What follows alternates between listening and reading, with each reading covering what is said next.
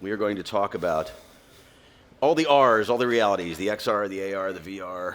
R. Let's talk like a Pirate Friday, right? My name is Ed Wenck. I'm the content director for CEDIA. Thank you for coming to this particular presentation.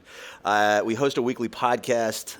My co-host on that podcast is Walt Zerbe from CEDIA. Hi, Walt. How are you? Hi, how are you? And we are joined today by the lovely and talented fan of lambic beer, technologist extraordinaire, integrator to the stars.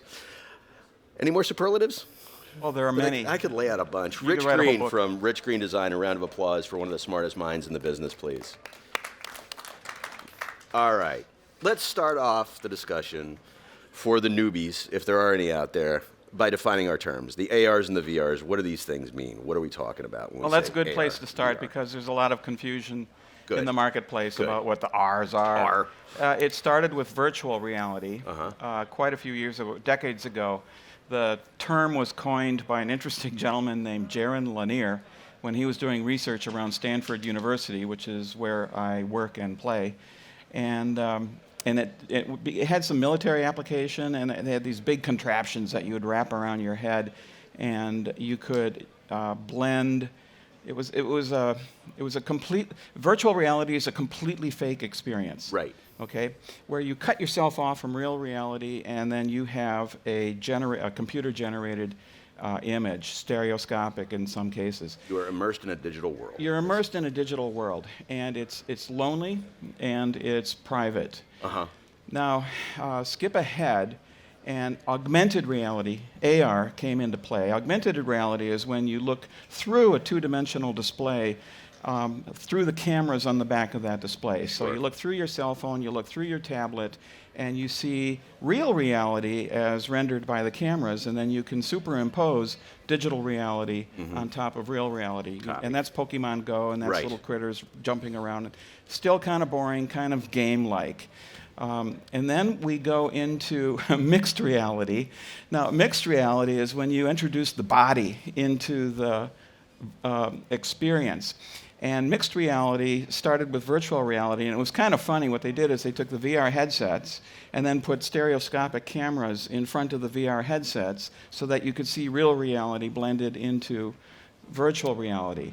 And around that time, sensors were built into the headset so it can detect your hands out in front of you. Because in virtual reality, it's kind of creepy. You put your hand out in front of your face, you can't see it. So with mixed reality, you can see your hand and your legs, and you start to have a sense of real reality around you. So the lonely, isolated people who were doing virtual reality in the gaming and social VR space now became lonely and social together. Rich, I'd like to do a little association of products so we can help drive this home a little bit more. So Google Glass, what would that be? That's augmented reality. Okay. Very lightweight. Ready Player One, the movie. What would that be? That's virtual reality. Okay. Very good. Oculus. Virtual reality. Okay, so I think it helps associate some of these products that we hear about to see what they're actually delivering. When Zuckerberg bought Oculus for $2 billion after one demo, and I saw that demo, and it's a life-changing experience when you really experience it. He thought, okay, that's the future of manipulating human minds. That's what caught his attention. So his push is into social VR, where people share virtual reality experiences. So they're alone together in a fake space. They can hang out in a bar, a dance club, or a conference room, or play games together. That was his vision for the future, was social VR. And I think that's a very antiquated vision. Which brings us now to XR. XR. XR is extended reality, so that is the umbrella term now. So if you want to sound really cool and hip out here with some of these booths, you say, oh, you're in the XR business. Extended reality is what happens when you extend the human sensory reach. And it can be with virtual reality, augmented reality, mixed reality, and there's a new blend of these realities which has a real challenge in marketing because it's so big and it's so important and people can't see it, therefore it's not being talked about, and that's spatial computing. Okay. The spatial web. Mirror World, Web 3.0, or some of the other. There was an article in Wired that kind of triggered. Kevin Kelly. Yep, Yes. absolutely. So spatial computing I'm going to make a bold statement here, Ed. Okay. This is more important than the internet. This is more important than the World Wide Web. This is more important than mobile computing. This is so important, it's going to alter the course of human evolution. That is a bold statement. Yeah, it is. And why? And nobody's talking about it. That's Okay. what blows my mind. And it's going to happen within 3 years. It's starting right now. Now, why is nobody talking about it? Well, it's big. It's a completely different version of the human experience. It didn't happen until now because we didn't have the pieces. We've been talking about the pieces as if they were the end game. No, the end game is putting the pieces together. Okay, I'm glad you mentioned this. Let's talk about the building blocks that Yep. are necessary to build this thing. Give us the Cliff Notes version, the shortened version kind of the chunks you need to make this happen. Okay, imagine a mathematical formula that starts with the Internet of Things. All right. IoT. We've been talking about IoT and delivering IoT for decades now. So sensors, actuators, the intelligent built environment. Mm-hmm. Add 5G cellular data communications, which goes hand in hand with edge servers. Gotcha. So 5G plus edge is very, very important to this mix. IoT, 5G, edge. And then add to that blockchain. That's the hardest one. And that's the one that the researchers are finding most difficult to accomplish. Blockchain is important because of micro-authentication of digital assets and digital experiences. Blockchain plus augmented reality, which is the way it's rendered, it's special glasses that you put on your face, special earbuds that you put in your ears, special gloves that you put on your hands, and special bodysuits that allow you to feel the virtual experiences. Haptic technology, right? Right. Which Haptic we saw at technology. CES all over the place Tesla already. suit, yeah. And then from AR, you go to the secret sauce, which is the open AR cloud. And that's what binds all these experiences together so that your Microsoft HoloLens 2 and your Apple AR glasses and my Facebook AR glasses all see the same magical digital AR experience out in front of us, perceived from your own point of view as if it was a hologram in front of us. So you're talking about actually some open standards. You're talking about multiple devices and manufacturers being able to talk together for once, really? Yes, and it's happening. Great. The OpenAR Cloud, if you Google this, openarcloud.org, has a manifesto that you can download. It's about 80 pages long, and it'll blow your mind because they cover all of the aspects, this formula that I'm putting together that build the spatial computing phenomenon. And one of the chapters they talk about that is actually the most chilling is ethics and morality. Because when you think about the power of manipulating the human mind with this kind of pervasive, virtualized fake experience, if you will, you can completely change somebody's perspective and point of view. That's the scary part. One other part of the formula is artificial intelligence. Okay. And you have to have AI, which would be like a digital assistant, your guardian angel that kind of carries along with you in this magical space, to navigate it. You can't navigate it on a keyboard or a touchpad or a cell phone. No, you've got to talk your way through the spatial web. You need to gesture and point your way through it. All right. Let's talk about the different applications, the different areas where this will make an impact. And we'll start with the thing that really started CEDIA. Let's talk about entertainment. How will this impact entertainment? It completely turns it inside out and upside down. What we think of as a traditional private cinema, Yep. big screen, immersive audio, leather chair, Right. changes. Because now you are standing up, walking around, and playing inside the content. And it's not as if it was a little space in front of the screen that you play your little game on. No, you're out on Main Street. You're playing it in real life. And so the content that's generated, the new form of entertainment, will be the digital layer, the digital twin of real reality. Another one of the R's, RR. Okay. A digital twin on real reality, okay? You select your entertainment channel and superimpose it on Main Street.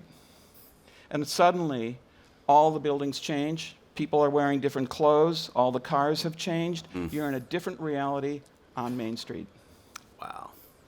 A woman in a red dress then walks by Keanu Reeves, and we've cracked the matrix. User interfaces, you kind of obliquely mentioned this just a moment ago. Well, you can do it right now. In fact, I saw a company out here that I think is developing that kind of software. I ran into a company called PTC that makes software development tools that can virtualize control systems. So what we think of as a traditional control system, a touch panel, a keypad, can be totally virtualized. Right. So when you wear your augmented glasses and your augmented earbuds, and it's got all kinds of gesture control and voice interaction, you can just say, dim that light, turn on that fan, drop that shade. I'd like it a little bit cooler in here, please, and let's watch some TV. And there's no control system anymore. And it's beyond just a voice interface because you're pointing, you're context aware. The system, the personal area network that activates the augmented reality glasses, which have stereoscopic cameras, time of flight sensors, and all this type of thing, and the voice, it's context aware. Obviously, it knows precisely where you are. They call that the geopose. So by GPS, by head orientation, what you're looking at, which room you're in, what city you're in, they localize you instantly. And then once you're localized, the digital twin projects out in front of you, and it's locked into real reality. So you don't need the physical manifestation of even a control system anymore. Right. The other night, I was drifting off to sleep, and I was watching Apollo 13. Great flick. And there is several scenes in Apollo 13 in which Gary Sinise is back on Earth, the actor Gary Sinise, and he's trying to figure out exactly how to manipulate the proper amount of power they need in the capsule that's in trouble out in space. He is working in a physical duplicate. We will eliminate the need for that physical duplicate with this technology, right? That's exactly right. Think about the profound effect on collaboration at a distance. Wow. Okay? So that's what they were trying to do in Apollo 13. They were collaborating around a design that had to be physical in both locations. Right. In this instance, it's virtual in one location. There are applications like Immersive. There's another one called Spatial. Palo Alto startup, some friends of mine put some money into it. Spatial is a commercial collaboration space. So it's a huddle room. It's a conference room. And you're standing up and you're walking around in it. You're all wearing the Microsoft HoloLens 2. That's the one you use right now. And if you take a Post-it note and stick it up, it just floats in air and sticks there. And you can put a whiteboard here, move the whiteboard over there. Let's bring this product that we're designing right here in front of us, and we can walk around it and manipulate it and play with it. But we're all in different rooms all over the world. Yeah. When you come back to that virtual conference room for the next meeting, the Post-it notes are still there. There's persistence in the experience. Hey, so Rich, I mean, it sounds like the spatial web is obviously going to be incredible. If we look at from now to 3 years, so right now we have AR and we have VR. Do you think VR is going to do much standing alone all by itself? And what do you think AR is going to do standing by itself until we get to the virtual web? Well, that's a good question. I think VR is dead. Go ahead and quote me on that. I would agree with that. VR is a lonely, isolated experience, and therefore it's dead. People crave social. They want to be social. So Mark has this notion of social VR. So social applications for Oculus, dead. People are going to get bored by that very, very quickly. People want to be engaged with real reality, but in an enhanced way so that it enhances the human sensibility, the human capacity. We become super geniuses when we're in the augmented spatial world. Because you and I can be looking at each other. We have our special glasses on, our special earbuds, and we are super informed about each other as we're having a conversation and making eye contact. Yeah. That's a completely different, it's a more humane experience. AR wins. Okay. Cool. How does this impact commuting, driving, autonomous vehicle technology, and that sort of thing? Well, so autonomous AV, they call it, a different AV, autonomous vehicle technology is being driven by billions and billions of dollars of investment. That's going to trickle down into this space rapidly. Right. So V2X, vehicle to everything communications with LiDAR and time of flight sensors and all these sensors built into the autonomous driving vehicle experience and the infrastructure to support it, which is 5G and edge computing. So 5G and edge computing, low latency, high bit rate wireless data, that amplifies the effect of personal spatial computing. So in the driving experience, we're already having a sense of it with heads-up displays on the windshield. and you can get a virtual camera across the right fender and see if there's a little puppy playing around your wheel, that type of thing. Right. So imagine driving down the street and the car disappears and you're just floating in space because of all the cameras and sensors around you. Wow. That's a much more intimate, you're more connected to the reality that you happen to be driving through into all the other vehicles. It's also helpful if you're a cyclist, a pedestrian. What, so you don't get hit? Yep. Well, with vehicle-to-everything communications, cars are talking to stoplights, they're talking to ambulances, they're talking to, to bicycles, they're talking to wheelchairs. So everything is communication with everything else. And if, the classic, if the car hits a pothole, all the other cars in the area know that there's a pothole there, and they start driving around it. So there's an intimacy in the pervasiveness and the communication around there. Now, as a bicyclist, there's a headset that you can called Every Sight from Raptor. Love it. And it's got a speed, cadence, heart rate, next turn. All of this data is floating out there in front of you, so you never take your eyes off the road, you never take your hands off the handlebars. That's shipping right now. Excellent. Walt? Rich, so when we look at Facebook, we look at Fortnite, we look at all these things that are right now pretty addictive. How do you think that humans are going to be able to deal with the spatial web, and how are we going to be able to deal with it, and how addictive is it going to be? I mean, talk about that a bit. I'm very curious to see your thoughts on that. It's one of those scary human phenomenons that creeps up on us and then takes over. So it's going to start out a bit more humble than what I'm talking about. Right. It'll be your next turn at the airport. It'll be gate information floating around in front of you. It'll be a notification or an email message floating in front of you. It'll be very simple kinds of data presentation, and that's not very addictive. When it becomes addictive is when you become Superman. You have the ability, you have X-ray vision, you can see through that wall. You're doing an installation, you want to see where all the conduit, studs, and plumbing are, switch on that channel, and the building model becomes available to you, and you just look at that wall, okay guys, we got a pipe here, we got a stud here, let's drop right there. Done. Then it starts to become pretty addictive, because how do you do your work without that magic capability? Right. When it becomes completely immersive, and now you're immersed in a different narrative of living, how do you step out of that narrative? So, if Adolf Hitler had this technology in World War II, he would have won the war. He was already taking steps, very serious steps, along the path of propaganda. So the moral and ethics behind this is very, very serious. The ability to persuade people with this technology is almost impossible to fight because it affects the brain at a deeper reptilian level. And so your defenses go down and you become absorbed in an experience that might happen to be designed by somebody other than you who wants to manipulate your perceptions and cause you to desire things you normally wouldn't desire and then fall into a trap. The trap right now is the consumer economy. Yeah. They're all trying to get you to desire things so you buy more stuff. Right. If that gets into this world, then, oh my God, it's potentially terrifying. It's like we're playing with a new nuclear bomb here. Well, we've already rewired the human brain with the iPhone and tablet technology. We've seen little kids try and swipe analog magazines to make the page change. We've seen this happen, yeah.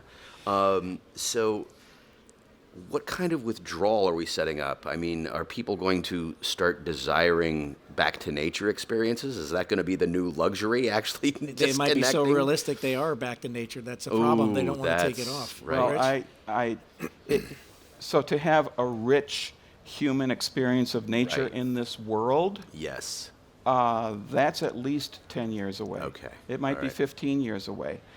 I am looking forward to the moment where we're all walking around ISE in Barcelona, let's say 5 years from now, and we have our augmented reality glasses on, our earbuds on. We're living in a very rich, dense data environment of the show.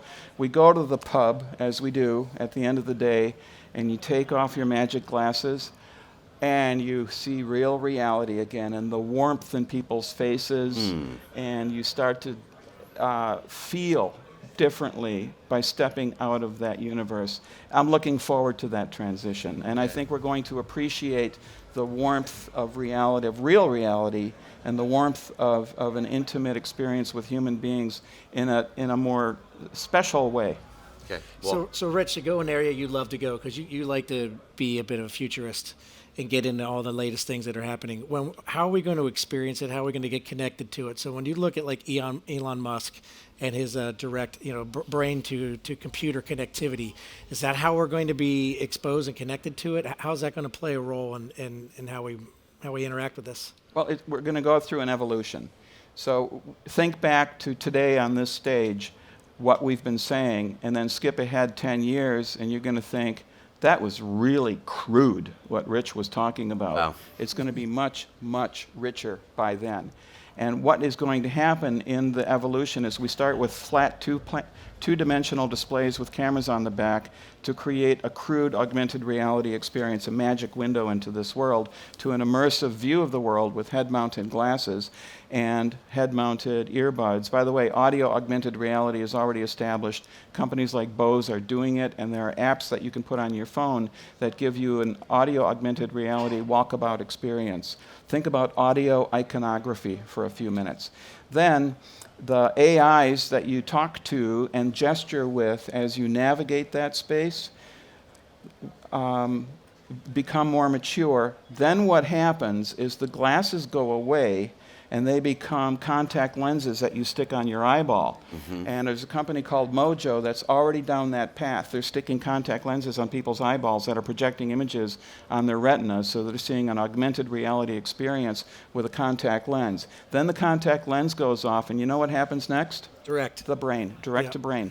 So Elon Musk has already invested over $100 million in a company called Neuralink, and his product is Neural Lace. So imagine taking a surgical instrument, drill a little hole in your skull, and it squirts in what's called Neural Lace, and it goes and it wraps its way around your neocortex under your skull, and now it has super high resolution brainwave detection, and now you have a very intimate computer interface, BCI, brain-computer interface. Once you've got brain-computer interfaces established, now you're thinking the spatial web. It is projected holographically inside your mind. And there we go. Do you think they'll put a single throw switch so you can just click that off if you need to? No, it'll be tuning channels like watching TV. But your question, though, Walt, begs a larger question and a bigger point. At what point do we render all this wetware, what we call the human body and brain, obsolete? Well, it's already started. We are cyborgs already. We've entered the post-human era. And when I say post-human, what I mean is we will slowly replace our wetware with hardware and very effective software. We're already doing it with limb replacements. So you can have brain-controlled prosthetic arms that can do calligraphy. Okay, and we saw a demonstration of that with a paraplegic at CES. You can have artificial limbs, exoskeleton support, artificial organs, right? Mm-hmm. Retinal implants, cochlear implants. Right. We're already doing it. So at what point, when you start removing and replacing pieces of the human body, are you no longer human? We don't know. Wow. That's a tough question. It's an ethics and moral question. But if Luke Skywalker, you lose your arm, you put a new arm on, and it works just fine. Are you still human? Yes, you are. Uh-huh. If you have BCI holographic projections in your brain, are you still human? The jury is out. So that's the next. That's why I say this alters the course of human evolution. All right, I'm going to go another step further then. So quickly explain the singularity and what's going to happen when the singularity happens and we're all meshed into this. Oh my God! Come on, Rich. So you've heard of the singularity. It was popularized by a very interesting futurist named Ray Kurzweil, who's now director of research at Google, which means he has infinite resources to invent the future. The singularity is the point in human evolution at which non-biological intelligence, the computer network, right, starts to exceed the capacity of a human mind. And then, within about 13 years, it exceeds the capacity of all human minds combined. Okay? That's cool. And then it continues to improve upon itself without human intervention, because it can write software a whole lot better and more effectively than we can. And then off it goes. Now, without human intervention is the scary part. We don't know what it's going to do. We don't know where it's going to go. It'll be too big for us to throw the switch and turn off.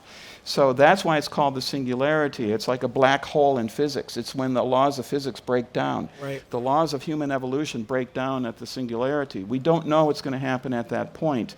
I'm an optimist. I'm a singularity optimist. I think that it will better humanity and that we can steer it in that direction if people that have a moral compass are in charge. But if the wrong people get in charge of this and the network takes on a negative bias toward humans, that's the science fiction scenario that kills us all. Right. It actually could. Yeah. And then we're all connected at that point to the spatial web, to the brain-computer interface.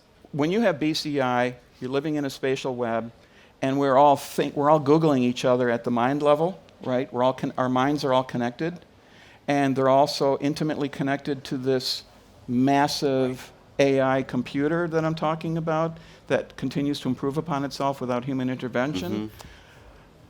We're part of the disaster. We're part of the glory. We don't know. That's why ethicists and philosophers are in such high demand right now. Yep. Google, Facebook, even Facebook. Google, Apple I heard a laugh. are hiring ethicists and philosophers right now to help navigate this. Google the trolley problem and you begin to see exactly what we're talking about here. For further information, how can integrators stay ahead of this curve? Oh, God, it's hard.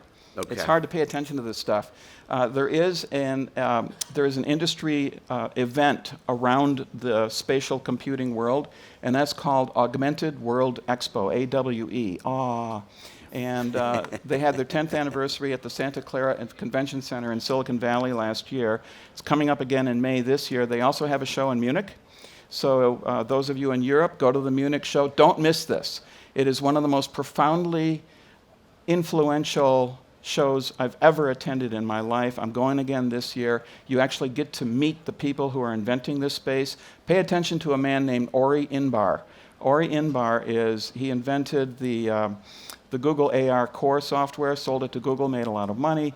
He is now a venture capitalist in this space. I think he's about to become the richest person in the world. So read his material, go to his blog, go to his show. He's the one who produces AWE. Dystopia, utopia, somewhere in between. We're going to have to wait and see. Yeah. You think utopia? I think utopia. Yeah, all right. I'm more of a pessimist, but we can have that discussion later. Ladies and gentlemen, Rich Green from Rich Green Design. Thank you, Ed. Thank you, Walt. Thanks for listening.